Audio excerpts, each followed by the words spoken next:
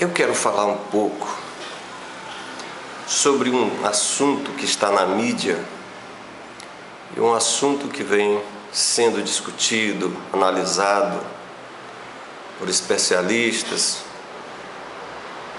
pelo Congresso Nacional, que é o assunto da riqueza do Palocci.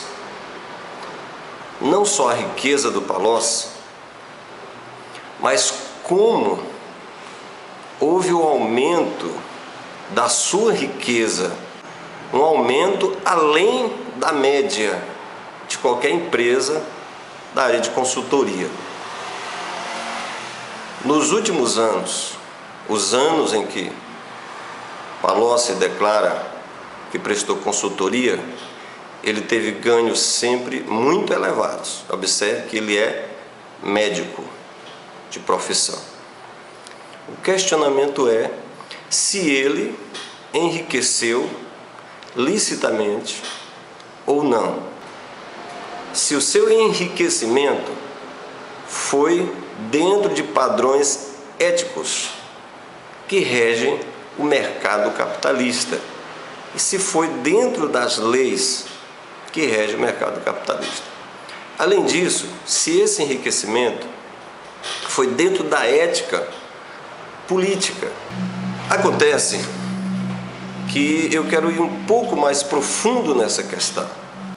O nosso mercado, nossas leis permitem o enriquecimento ilimitado de qualquer pessoa.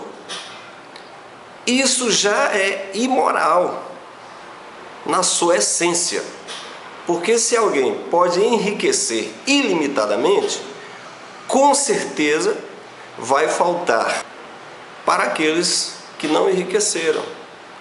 Uns podem e terão sempre demais e outros não terão nada. Então a discussão é uma discussão que ele não vai trazer nenhum benefício para a população. Pelo contrário, é uma ilusão para a população.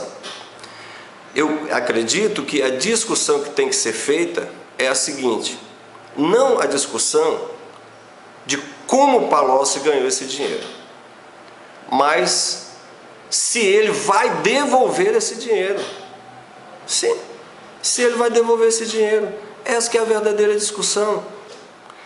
Esse compromisso da Dilma Rousseff de acabar com a pobreza no Brasil é uma grande hipocrisia.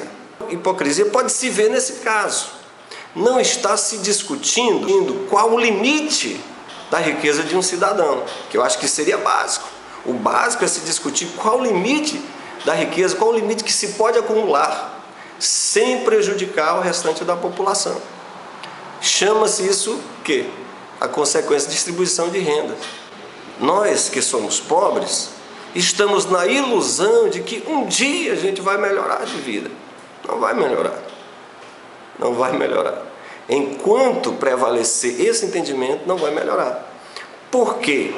A mídia, a nossa educação, os setores de comunicação, a nossa cultura nos leva a aceitar passivamente, por exemplo, que um trabalhador que produz bens e serviços, por exemplo, ganha um salário mínimo. A gente acha isso lindo, bonito. O trabalhador, aquele que está produzindo bens, serviços, sustentabilidade, sustentação para a economia do país, ganha um salário mínimo. Aquele que está se divertindo, produzindo divertimento, ganha 1 milhão e a gente acha muito bonito.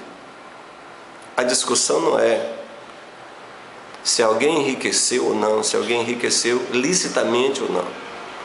A discussão é que é imoral alguns terem muito e outros não terem nada. Essa que é a verdade. É imoral. Agora, se a Dilma realmente quer trazer benefícios para a pobreza, quer acabar com a pobreza no Brasil, tem que começar o exemplo por dentro de casa. Se o Palocci tem 10 milhões de reais, por que não devolve 8 milhões para a população? Sei lá, para as associações beneficentes, para as comunidades, prefeituras comunitárias, cooperativas. Investe no povo. O povo está passando necessidade e vocês nadando em dinheiro. Por que a Dilma não dá exemplo? Vê quanto que ela tem. Todos os ministros. Como é que ministros milionários, que têm que ficar dando explicações como ganharam esse dinheiro, vão ter tempo para pensar no pobre, para pensar em tirar o pobre da lama, o pobre do sofrimento? O que é isso? Isso é conversa para boi dormir.